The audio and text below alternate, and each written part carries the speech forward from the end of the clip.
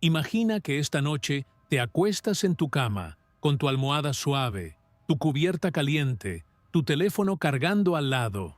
Piensas en los problemas del día, el tráfico, la cuenta que vence, el jefe que no te valora.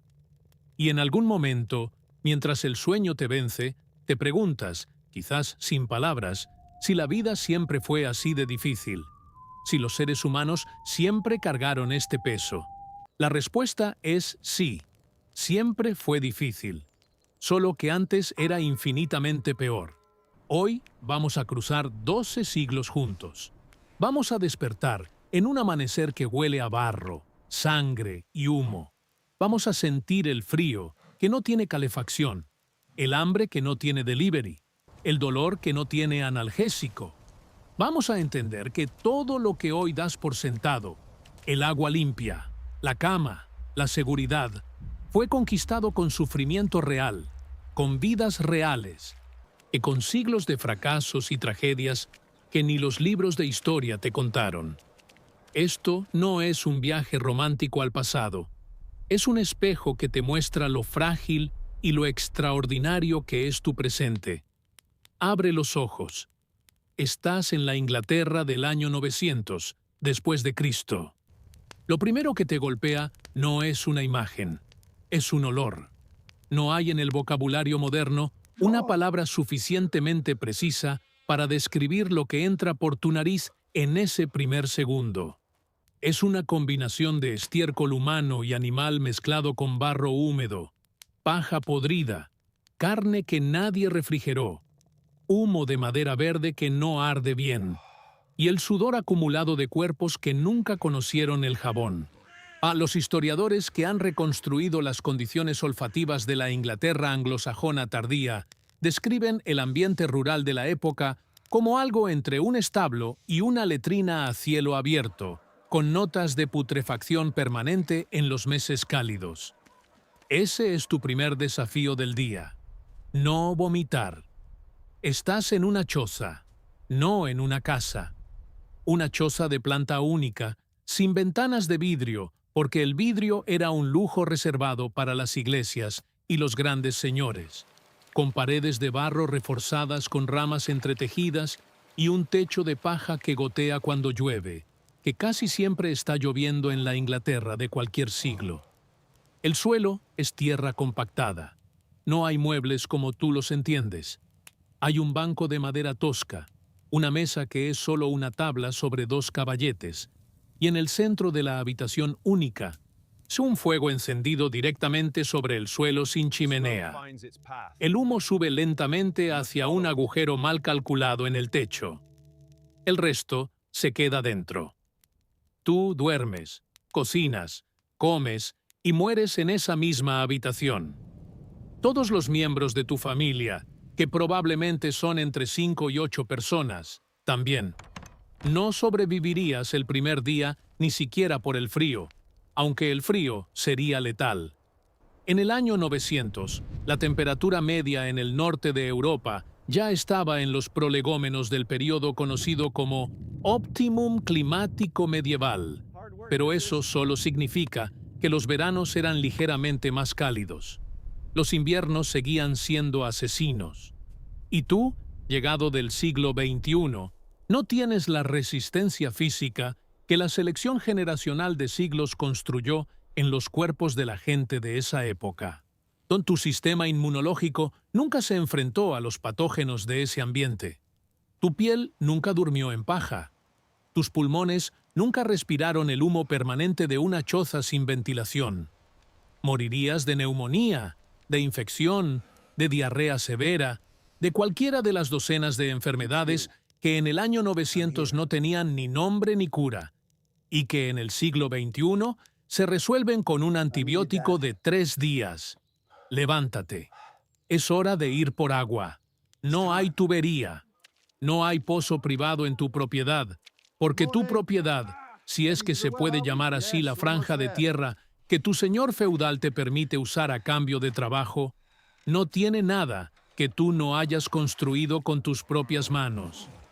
El agua viene de un arroyo cercano o de un pozo comunal.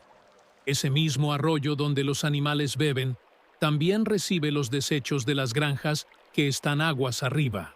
Ese mismo pozo al que todas las familias de la aldea van cada mañana también recibe la escorrentía de los corrales y las letrinas improvisadas.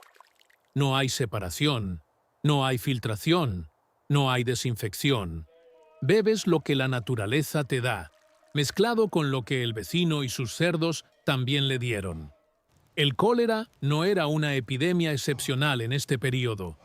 Era una condición de fondo, una mortalidad infantil casi estructural, que la sociedad de la época había aprendido a aceptar con resignación. Alfredo el Grande, el rey que gobernó Wessex hasta el año 899, apenas un año antes de nuestro escenario, perdió a varios de sus hijos en infancia. El propio rey de la nación más poderosa de la isla no podía proteger a sus hijos del agua. Eso es lo que hace tan brutal el año 900 en Inglaterra. No es solo la pobreza, es la ignorancia médica combinada con las condiciones materiales. Los médicos de la época, los pocos que existían y que operaban principalmente en los monasterios, creían firmemente en la teoría de los 4 humores heredada de Galeno y de Hipócrates. Si estabas enfermo, la causa era el desequilibrio entre la sangre, la flema, la bilis amarilla y la bilis negra. El tratamiento era sangría, purga o ambas cosas. Te abrían una vena para dejarte sangrar, hasta que el médico consideraba que el equilibrio había sido restaurado, o te daban un purgante tan agresivo que lo que quedaba de tu sistema digestivo terminaba completamente vacío. Si tenías una infección bacteriana severa, el tratamiento que recibías aceleraba tu muerte. Existe el caso documentado del abad Dunstan de Glastonbury, su figura central de la reforma eclesiástica inglesa del siglo X, que describió en sus escritos a un monje tratado de fiebre alta mediante sangría repetida durante 3 días consecutivos. El monje murió al 4.º día. El abad lo registró como una voluntad divina, no como un error médico, porque en el año 900 la línea entre medicina y religión no existía. La enfermedad era castigo de Dios. La cura era su misericordia o su ausencia. Ahora imagina que tienes dolor de muelas. En la Inglaterra del año 900, el dolor de muelas era una de las principales causas de muerte indirecta entre adultos. No porque los dientes en sí maten, sino porque una caries sin tratar se convierte en absceso. El absceso se convierte en infección sistémica. La infección sistémica llega al torrente sanguíneo y en un cuerpo sin antibióticos y con el sistema inmunológico ya debilitado por malnutrición y parásitos intestinales, la septicemia mata en días. El dentista de tu aldea, si es que existe algo parecido, es probablemente el herrero o el barbero. El procedimiento para el dolor de muelas es uno solo: extracción, sin anestesia, con unas tenazas de hierro que también sirven para doblar clavos. Te sientan en el suelo o en un banco.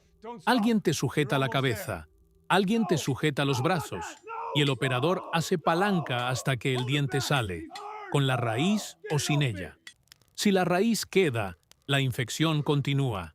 Si el diente sale limpio, tienes una herida abierta en la boca que puede infectarse con cualquiera de los patógenos que flotan libremente en el ambiente.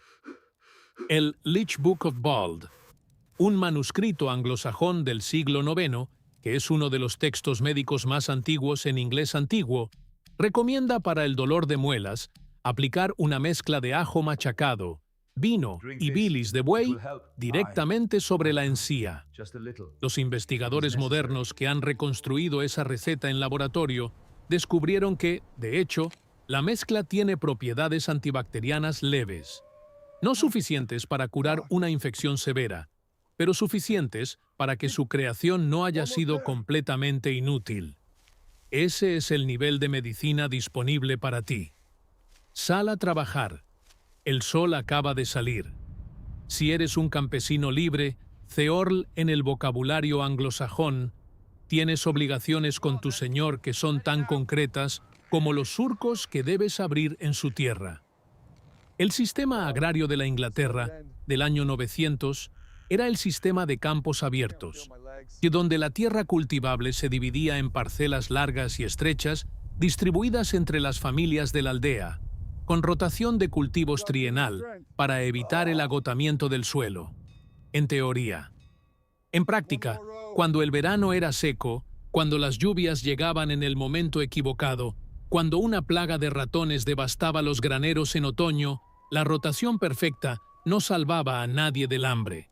Las crónicas anglosajonas, esos registros anuales de los grandes monasterios, que son una de las pocas fuentes históricas directas de la época, registran hambrunas locales en el año 896, 905 y 917. En esos años, la mortalidad en las comunidades rurales podía alcanzar el 20%. Una de cada 5 personas, tus vecinos, tus hijos, tú. El trabajo en el campo no era solo agotador, era literalmente deformante. Los estudios osteológicos realizados sobre esqueletos anglosajones de este período muestran patrones de desgaste articular y deformaciones espinales consistentes con décadas de trabajo físico extremo iniciado en la infancia. Los niños de 7 años ya trabajaban junto a sus padres. No había infancia en el sentido moderno del término. La infancia era el período en que eras demasiado pequeño para hacer el trabajo de un adulto, pero no demasiado pequeño para ayudar. Para el año 900, la esperanza de vida al nacer en la Inglaterra rural era de aproximadamente 35 años. Eso no significa que todos morían a los 35. Significa que la mortalidad infantil era tan alta que el promedio se arrastraba hacia abajo. Si sobrevivías los primeros 5 años, si tu sistema inmunológico sobrevivía el gauntlet de enfermedades infantiles, si no eras aplastado por la rueda de un carro ni ahogado en un estanque, podías llegar a los 50 o 60. Pero llegarías con el cuerpo de alguien que trabajó cada día de su vida sin descanso, sin vacaciones, sin ningún concepto equivalente al que hoy tienes. Volvamos al escenario de este día concreto. Es el año 900. Hace menos de un año que Alfredo el Grande murió y su hijo Eduardo el Viejo acaba de asumir el trono de Wessex. El reino está en un estado de tensión constante con los asentamientos daneses del Danelaw, ese territorio al norte y al este de Inglaterra que los vikingos habían conquistado en las décadas anteriores y donde convivían dos culturas en equilibrio inestable. Si vives en la frontera del Danelaw, en la zona que más o menos coincide con los condados modernos de Yorkshire, Lincolnshire o East Anglia, tu vida tiene una capa adicional de peligro que no tiene el campesino del sur de Wessex. Los daneses no son los monstruos de cuernos en el casco que la cultura popular construyó. Son agricultores, comerciantes, artesanos que se asentaron y crearon familias. Pero son también guerreros de una cultura que resuelve los conflictos de formas que tu cuerpo del siglo XXI no está preparado para enfrentar. Una incursión, una disputa de fronteras.